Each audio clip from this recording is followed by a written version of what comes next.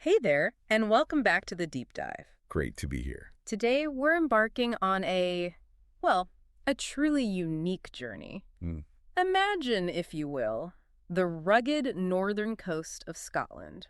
okay, Whispers of Iron Age history are meeting the cutting edge of global sustainable development there. right. We're talking about a proposal to build a replica of a 2,000-year-old stone tower, a brooch, Yes, a brute. right near a UNESCO World Heritage Site, no less. Exactly. It sounds like something straight out of an adventure novel, doesn't it? It really does have that feel. But this isn't just about recreating history. It's a fascinating example, really, of how local, tangible projects can connect directly to massive international strategies. Huh. You might be thinking, what on earth does an ancient Scottish tower have to do with global issues? That's a fair question. Well, get ready, because our mission today is to give you a shortcut to being well-informed about UNESCO's ambitious new strategy. The medium-term strategy, yeah. For 2022-2029, we want to show you how these global frameworks actually play out, on the ground, Hmm. with surprising facts and hopefully just enough humor to keep you hooked. We're going to explore how this single project really illuminates that vision. And what's truly fascinating here, I think, is how this local initiative, building this ancient-style tower, it perfectly encapsulates the interconnectedness of it all. Right. Cultural preservation, environmental sustainability, community development, these are all core guiding principles of UNESCO's updated global strategy. Okay. So it's a wonderful lens, really, to view the bigger picture of international cooperation and how these grand global plans actually manifest. We're on the ground, yeah. So we're taking a deep dive into the source material you've shared, articles, research, notes, to Yeah. bring you the most important nuggets of knowledge. We'll explore how UNESCO plans to tackle some of the world's most pressing challenges, Mm. and why a stone tower in Caithness, Scotland is such a perfect, living illustration of that effort. So let's dive right into this incredible project.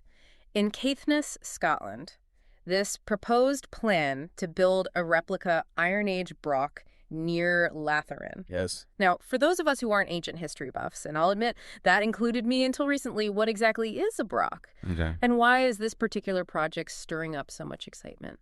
Well, brochs are truly unique to Scotland. They are these magnificent stone-built circular towers Okay. dating back over 2,000 years. Imagine a massive dry stone structure, sometimes with hollow walls, maybe rising up to 40 feet. Wow. They were homes, fortresses, status symbols for Iron Age communities. Right. And what's particularly interesting is that the greatest number of these ancient sites are found right there, in Caithness. Yeah. So the idea of building the first one since the Iron Age, it's monumental. Yeah. Not just for the historical recreation aspect, but also for its very forward-looking vision. Yeah. It's kind of a modern take on ancient ingenuity. That concept, forward-looking, that seems key here, doesn't it? Absolutely. Because this isn't just about building a museum piece. Not at all. Our sources tell us this new broch could become a worldwide attraction and an eastern gateway to the nearby Flow Country World Heritage Site. Correct. And here's where it gets really interesting, I thought.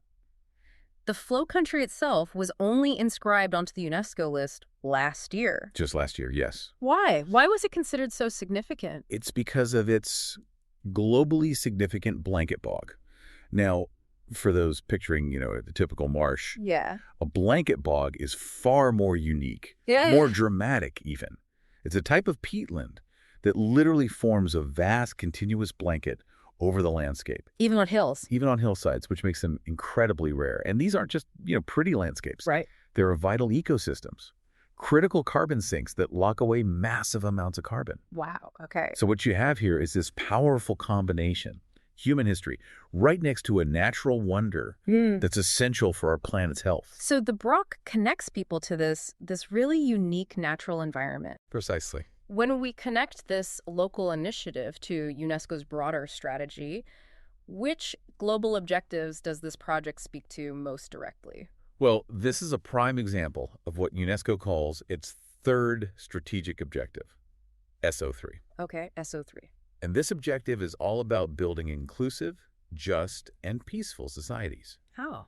by promoting cultural diversity, education for global citizenship, and crucially, protecting our shared heritage. Got it.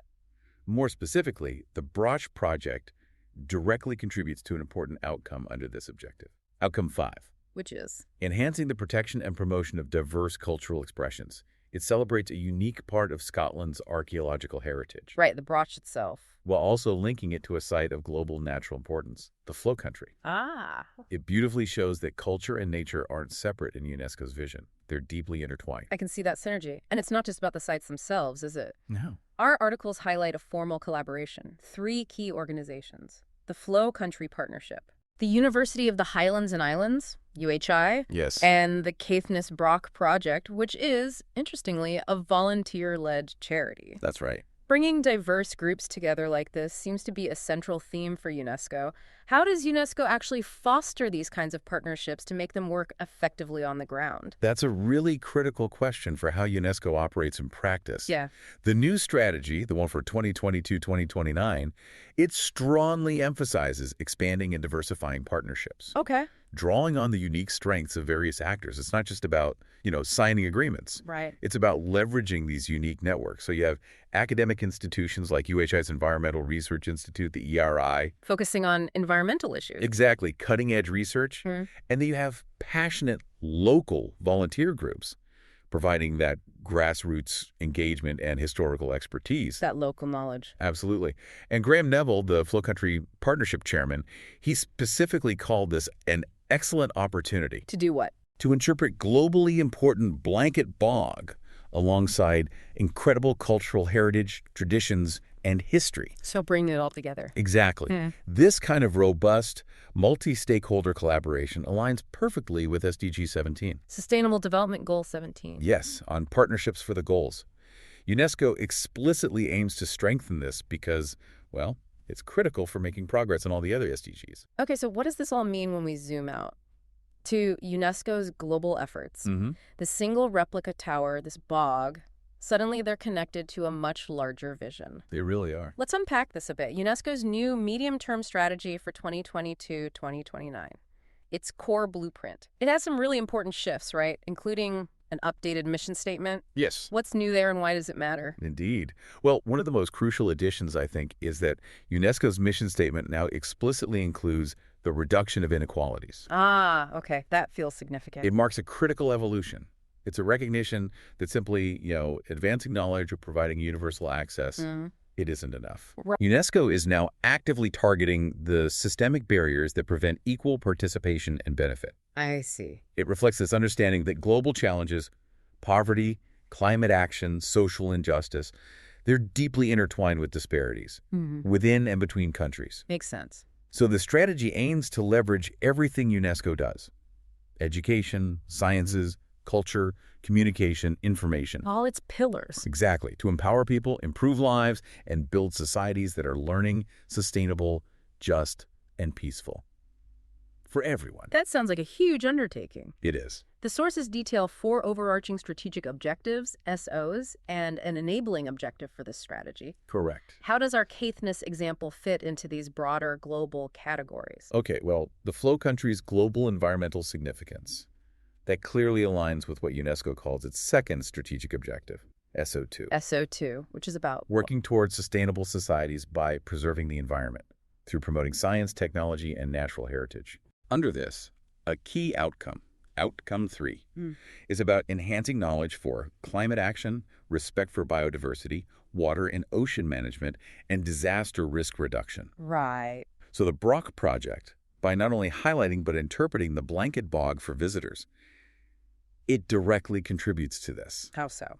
Well, as we discussed, these bogs are critical carbon sinks. They store vast amounts of carbon. Yeah. So showcasing them, educating people about them, that's a tangible, local form of climate action. It brings a global environmental issue right down to a local, understandable level. Okay, that makes sense.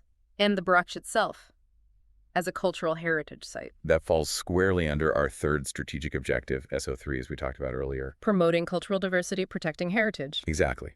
Specifically, Outcome 5 under SO3, enhancing the protection and promotion of diverse cultural expressions. I got it. The Caithness Brock Project aims to show people the archaeological heritage of the county, while the partnership explains the world environmental significance. It's a beautifully holistic approach. Linking natural and cultural heritage. In a single project, yeah. Reinforcing the idea that they are inseparable in the push for sustainable development.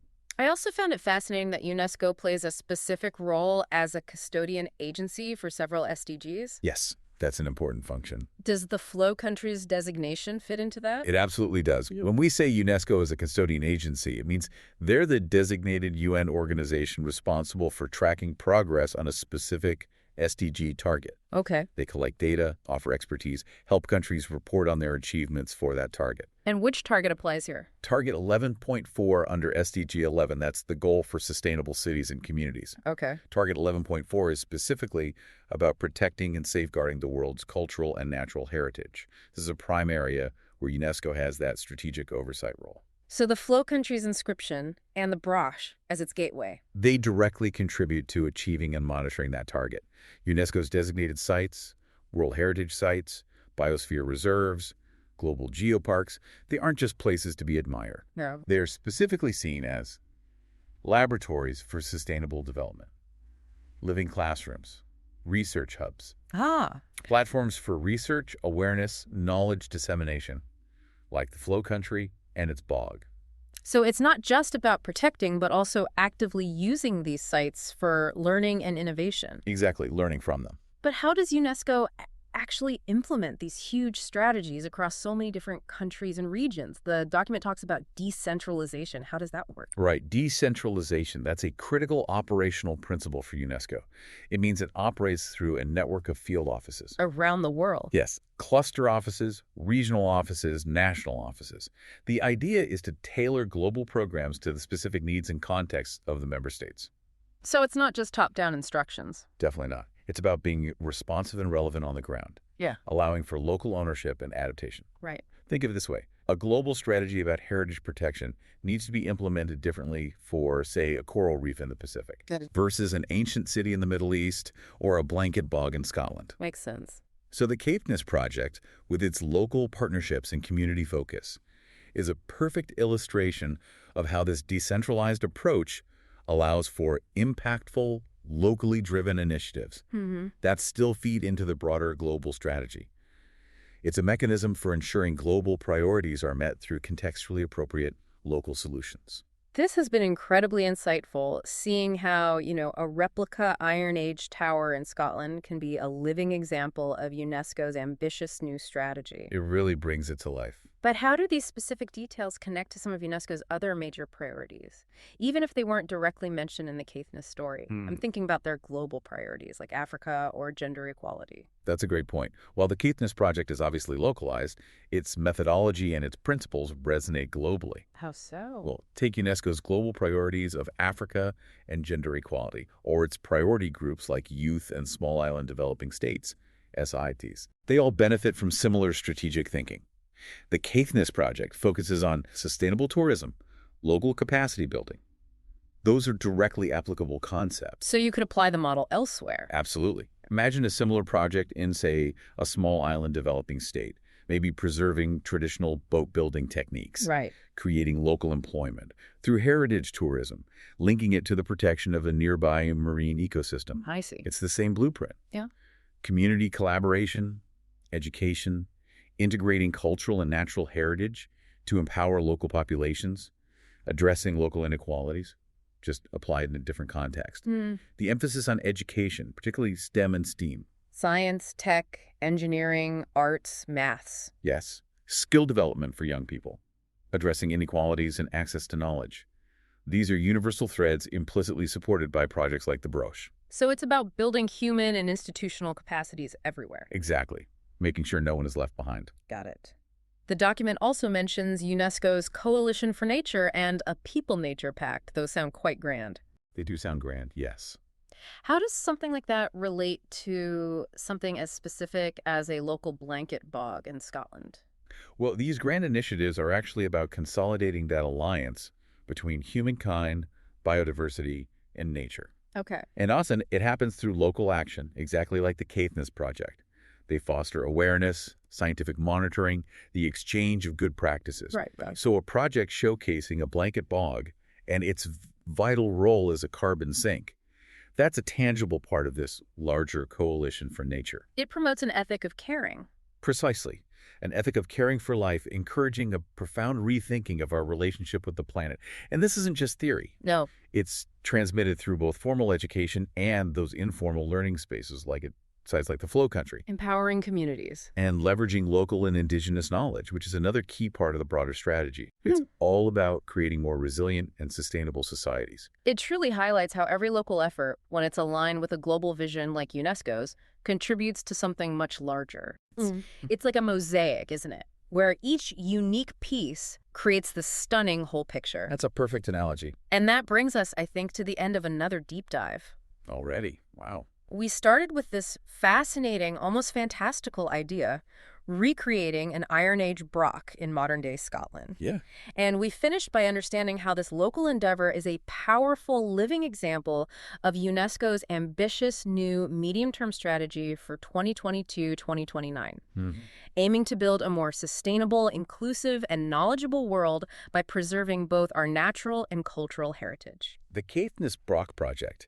It just perfectly illustrates how international organizations like UNESCO are working to connect global strategies with local action. Right. Creating impactful, tailored solutions through diverse partnerships. And it reinforces the idea that heritage and environment aren't just things to be protected, but to be understood, celebrated, and actively utilized for the benefit of future generations.